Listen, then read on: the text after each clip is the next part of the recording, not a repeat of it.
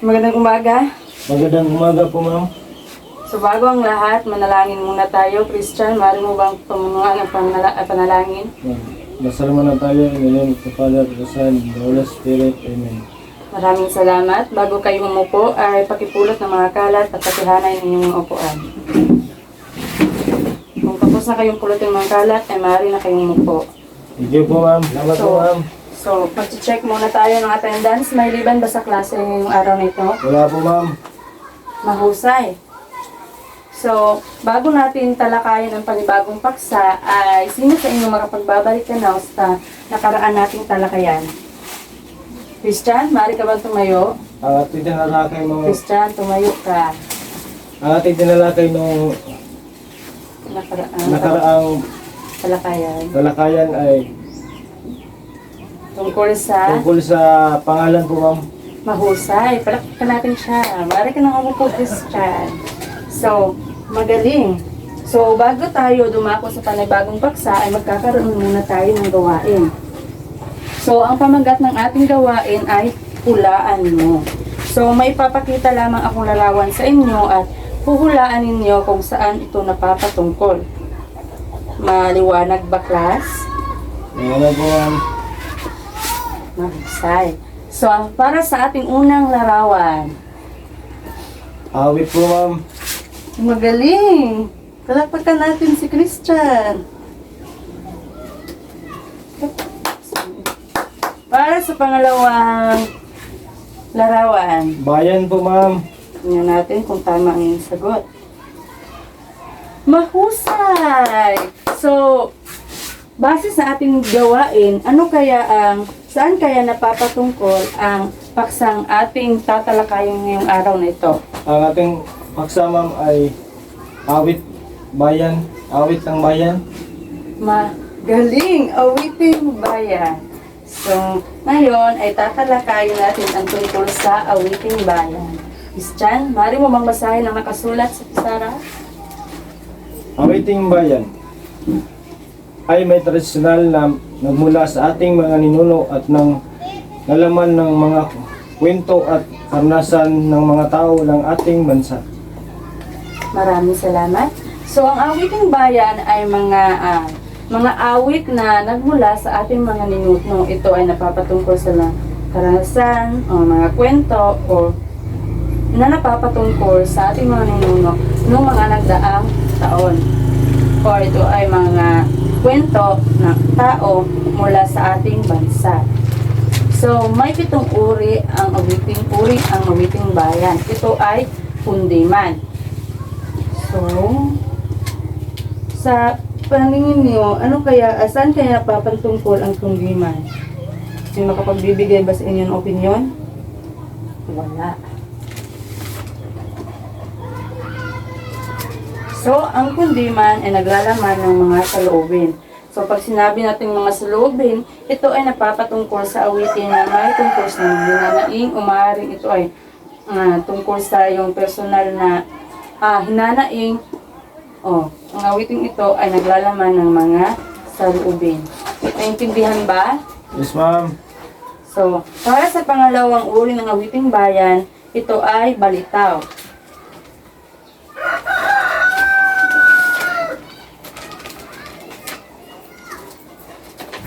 Christian, maaari mo bang basahin? Uri Tumayo ka. Uri ng pagtatalo o pag-uusap sa pamamagitan ng awit. Maraming salamat. Ang balitaw naman ay isang uri ng awit na dito nakasaad na sa pamamagitan ng awit ay ipinapalabas nila ang kanilang pagtatalo o pag-uusap.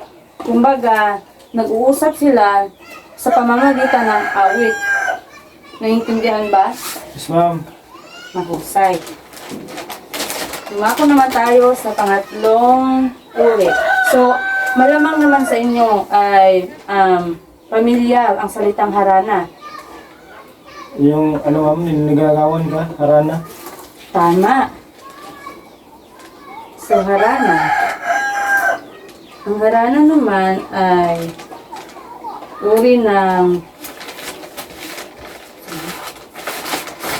uri ng awiting bayan na ipinapahayag ng lalaki ang kanyang pagmamahal. Christian, maaari ka bang makapagbigay ng halimbawa ng awitin na nagpapahayag ng pagmamahal? Pag-ibig ko sa'yo'y totoo. Maraming salamat. Ngunit, ang kantang iyan ay hindi siya nauuli sa awiting bayan sapagkat ang binigay mong halimbawa ay napapabilang siya sa mga awiting moderno. Ngunit, tama ka, ang kinanta mo ay napapabilang sa mga maaring kantahin na nagpapahiwatig ng pagmamahal. Sa pang-apat naman ay kumintang. So, ang kumintang ay tradisyonal na awit ng pag-ibig. So, di ba, kung titingnan natin o pagmamasdan natin ang dalawang definition, parehas itong napapatungkol sa pag-ibig. Malinaw ba? Opo, ma'am. So, ang kumintang ay tumatalakay din siya sa awit ng pag-ibig. While ang harana ay tumatalakay siya sa pagpapahayag ng lalaki ng kanyang pagmamahal. So, dito, sa harana, sa pamamagitan ng awit, ay ipinapahayag niya ang kanyang pagmamahal sa isang babae. So, dito naman ay mga awit ng pag-ibig. Linaw ba, class? Opo, ma'am. So, para sa panglima, ito ay dalit. Awit sa mga Diyos at Diyosa. So, ibig sabihin, ang dalit ay awit ng mga Diyos at Diyosa. Maaari ka bang makapagbigay ng halimbawa ng Diyosa? Wala kang ideya. So, halimbawa ng Diyosa ay si Venus. So, ito, yung mga awit na napapatungkol sa kanya ay napapabilang sa uri ng awiting bayan na dalit. So, itong uyayi, alam ko na pamilyar ito sa inyo. Sapagkat, uyayi o hele ay isang awitin na sa pagpapatulog ng bata. Malinaw ba? So, alam ko na pamilyar ito sa inyo. Maaari ka pang makapagbigay ng halimbawa ng uyayi o hele. Yung mga kinakanta tuwing nagpapatulog ng bata. Tulog na, bibi ko. Maraming salamat. Magusay. Ngunit, ang pinaka talagang halimbawa nitong uyaye o hili ay yung kantang Hili, tulugan ay. Alam kong pamilyar ito sa inyo. Narinig niyo ba ang kantang ito? Opo, ma'am. Mahusay. At ang panghuli nating halimbawa ay uri ay Jonah. Ito ay awit sa kasal. So, pag ang Jonah ay napapatungkol sa mga awiting bayan na kinakanta tuwing may kasal. So, yun lamang ang 7 uri ng awiting bayan. Ano nga ulit ang 7 uri ng awiting bayan? Christian, maaari ka bang tumayo? Harana, kumintang, kundi man malitaw, dalit, uyayi, o halik, hili, yun na. Ay, magaling. Naintindihan niyo ba, class? Naintindihan po, ma'am. So, ngayon, dumapan na tayo sa ating bagong gawain. Ito ay pangkatang gawain. So, para sa panuto ay bumunot sa box at kantahin ang nabunot na uri ng awiting bayan. So, ipapangtato kayo sa 3 pangkat. At bawat pangkat ay magkakaroon ng representative para bubunot sa box. At ang nabunot nilang uri ng awiting bayan ay kakantahin nila. Tapos, yung ibang grupo ay huhulaan nila kung anong uri iyon ng awiting bayan. Kapag hindi nahulaan ng ibang grupo, agad na mapupunta sa pangkat na kumanta ang puntos. Malinaw ba, class? Opo, ma'am. So, ngayon, may box ako dito. So, lahat ng representative ay pumunta sa harapan.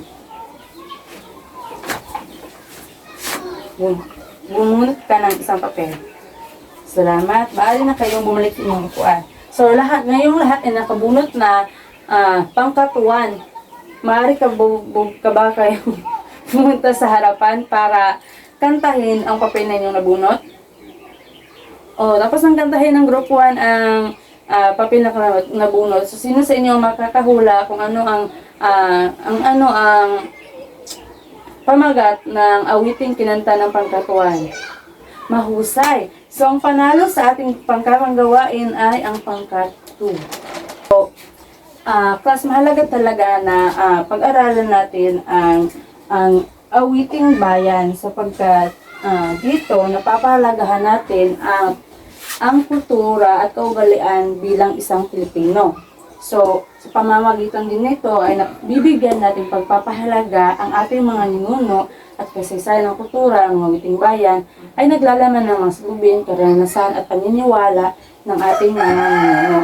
So, sa kabuuan, ang pag-aaral ng iba't ibang uri ng awiting bayan ay nagpapakita ng pagmamahal at nagpapalakas ng ating kultura bilang isang Pilipino.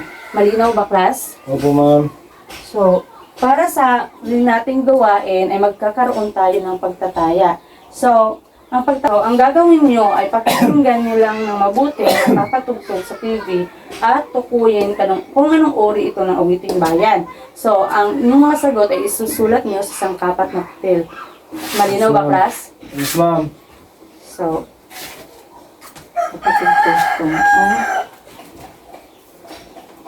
so, handa na ba ang sangkapat na papel ninyo, class? Opo, ma'am. Pagtataya. So, isusulat nila kung anong uri ito ng awiting bayan. So, para sa unang kanta, pakinggan niyo ng mabuti.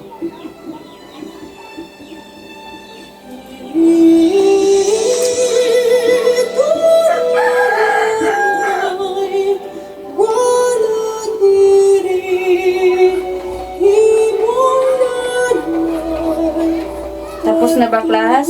Opo, ma'am. Maaari na ba tayo yung dumako sa susunod na kanta? Yes, ma'am. Para sa pangalawang kanta.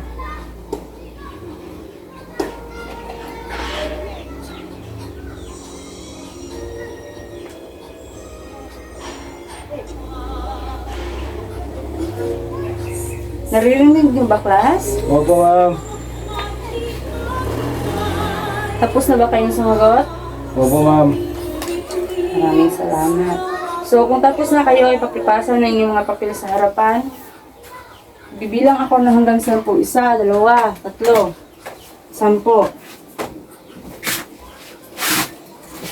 Maraming salamat. So, ngayon, para sa inyong takdang aralin ay ito. Makikinig kayo ng iba't ibang uri ng awiting bayan mula sa YouTube at sagutan ang sumusunod. So ito ang inyong magiging takdang aralin na ipapasa ninyo sa susunod nating klase ngayong May 12, 2024. Malinaw ba, class? Opo, ma'am. So ito ay katumbas ng 50 puntos. So unang katanungan ay paano na ipapakita ang kultura ng Pilipino sa napakinggang awitin. So, ang inyong sagot dito ay babasin ninyo sa awit na napakinggan ninyo sa YouTube. Pangalawa, kung bibigyan ka ng pagkakataon para gumawa ng sariling awiting bayan, ano ang magiging pamagat nito at bakit? So, may katanungan pa ba tungkol sa inyong takdang aralin? Wala na po, ma'am.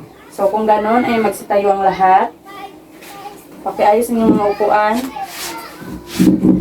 Paalam sa lahat. Paalam na po, ma'am.